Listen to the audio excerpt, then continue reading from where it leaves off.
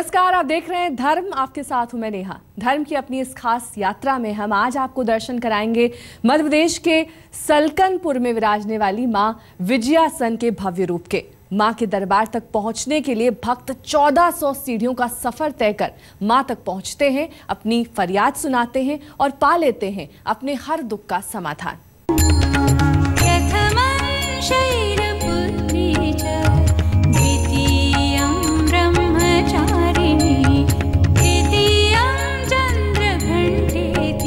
आस्था की ये डगर जिस ओर बढ़ रही है वो मंजिल है शक्ति और भक्ति का वो धाम, जहाँ कोई पुकार कभी अनसुनी नहीं रहती।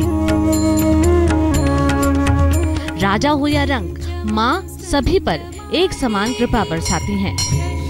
भक्तों के बढ़ते हुए कदम जैसे ही इस धाम की परिधि को छूते हैं, पूरा शरीर मानो माँ भगवती की शक्ति से भर उठता है, क्योंकि ये वो जगह है जहाँ माँ विजयासन सुंदर पहाड़ पर अपने परम दिव्य रूप में आसीन है।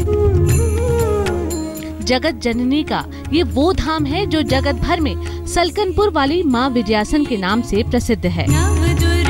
मध्य प्रदेश की राजधानी भोपाल से करीब 75 किलोमीटर दूर और नर्मदा के तट से लगे धार्मिक नगर होशंगाबाद से महज 35 किलोमीटर के फासले पर छोटा सा नगर सलकनपुर, जहां विंध्य पर्वत की इस सुंदर श्रृंखला पर एक छोटी सी पहाड़ी पर स्थित है मां का ये सिद्ध पीठ, जहां दूर दूर से भक्त आते हैं और मां से मनचाही मुराद पाते हैं। तभी तो मां तक पहुंचने के लिए पहाड़ी में बनी इन 1400 सीढ़ियां जय माता दी के जयकारे के साथ चढ़ जाते हैं। सलकनपुर में विराजी सिद्धेश्वरी मां विजयासन की ये स्वयंभू प्रतिमा माता पार्वती की है, जो वात्सल्य भाव से अपनी गोद में भगवान गणेश को लिए बैठी हैं।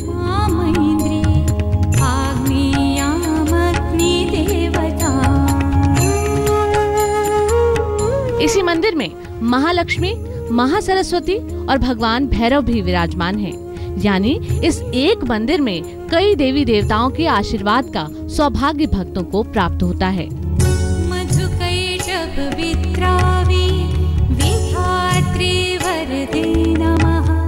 पुराणों के अनुसार देवी विजयासन माता पार्वती का ही अवतार हैं, जिन्होंने देवताओं के आग्रह पर रक्त बीज नामक राक्षस का वध कर संपूर्ण सृष्टि की रक्षा की थी। देवी विजयासन को कई भक्त कुलदेवी के रूप में पूजते हैं। माँ जहाँ एक तरफ कुंवारी कन्याओं को मनचाहे जीवन साथी का आशीर्वाद देती हैं, वहीं संतान का वरदान देकर भक्तों की सूनी गोद भर देती हैं। तभी तो देवी के इस धाम का महत्व किसी शक्तिपीठ से कम नहीं है।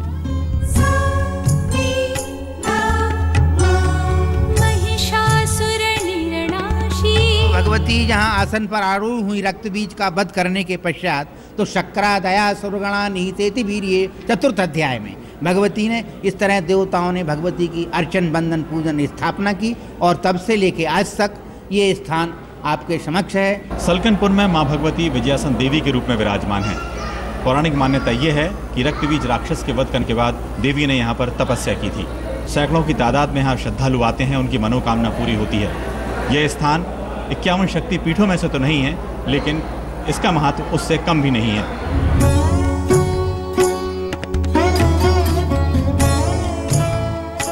सिंदूरी रूप में विराजमान मां विजयासन को सिंदूरी चोला चढ़ाने की परंपरा है। कहते हैं जिस भी भक्त की मुराद पूरी होती है वो यहाँ चुनरी, नारियल संग सिंदूरी चोला मां को जरूर अर्पित करता है।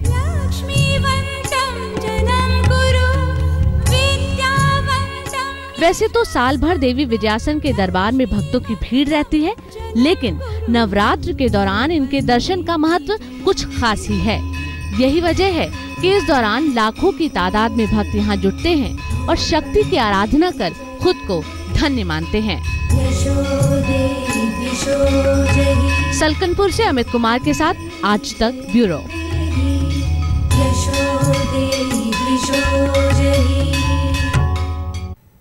सलकनपुर में मां विजयासन के विराजने के पीछे की क्या है कहानी और मां के दरबार में क्या है पूजा का विधि विधान, चलिए जानते हैं। या देवी सर्वभूतेषु विष्णुमायति सविता या देवी सर्वभूतेषु विष्णुमायति शक्तिता। भक्ति में डूबे भक्तों को इंतजार है कि मिल जाए माँ की एक झलक, मिल जाए उनका आशीर्वाद और हो जाए उनकी कृपा। तो फिर कोई आस बाकी नहीं रहती, कोई कामना अधूरी नहीं रहती। इसी आस्था और विश्वास के साथ भक्तों के कदम उनको खींच लाते हैं उस दर तक जहां हारे हुए लोगों को मिलता है सहारा और होता है हर दुख दर्द का समाधान। शेर पे सवार होके आजा शेरा वाली, शेर पे सवार होके आजा शेरा वाली, शेर पे सवार होके आजा। माँ के इस धाम में आकर कुछ भक्त भाव विभोर हो जाते हैं तो कुछ माँ के प्रति अपना अधिकार जताते हुए मंदिर में अपने हाथ की छाप छोड़कर या स्वस्तिक बनाकर अपनी मनोकामना करते हैं। शेर पे सवार होके आजा शेरा वाली, शेरा वाली माँ जोता वाली। कहते हैं इस मंदिर में इस तरह की कामनाएं की जाती हैं और माँ विजयासन किसी की भी गुहार को अनसुना नहीं करती हैं। इस मंदिर से कुछ दूरी पर नर्मदा नदी बहती है और नर्मदा नदी में स्नान करने के बाद श्रद्धालु देवी के दर्शन करते हैं तो फल भी दोगुना हो जाता है।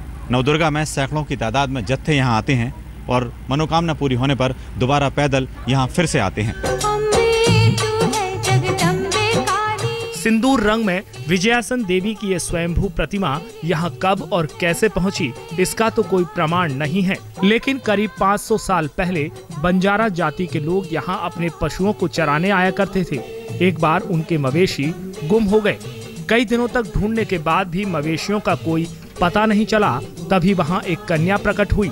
बंजारों ने कन्या से पूछा तो कन्या ने जिस ओर इशारा किया वहां खुदाई करने पर बंजारों को माता की प्रतिमा मिली और उनके मवेशी भी मिल गए।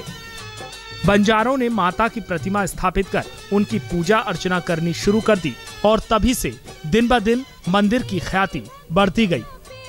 माता जी ने स्वप्न में दर्शन दिए और कहा कि इस स्थान पर यदि मंदिर का निर्माण किया जाए तो आने वाले समय में आपकी मवेशियां स्वयं मिल जाएंगी और उनकी मवेशियां उन्हें प्राप्त हो गई दोबारा से। माता के इस सिद्ध पीठ में भक्तगण पान, नारियल, पूरी, फल और पकवानों का नैवेद्य अर्पित कर मां का पूजन करते हैं और चावल, बताशे और चुनरी से मां की गोद भरते हैं। सुहागिन महिलाएं अपने सुहाग की रक्षा के लिए मां को एक डलिये में सुहाग सामग्री जैसे चूड़ी, बिंदी, बिछिया, चुनरी और मंगलसूत्र चढ़ाती हैं। विवाह संपन्न होने पर भी वर वधू भी सबसे पहले आशीर्वाद लेने मां के इसी दरबार में आते हैं और अपने सुखद दाम्पत्य जीवन की कामना करते हैं। कुछ भक्त तो बढ़ चढ़कर यहाँ अपने नौनिहालों का मुंडन संस्कार कराते हैं। कहते हैं माँ के इस दरबार से कभी कोई भी भक्त खाली हाथ नहीं लौटा। माँ के दरबार में मिलने वाले भभूत का चमत्कार तो ऐसा है कि कितनी ही माँओं की सूनी गोद भर गई।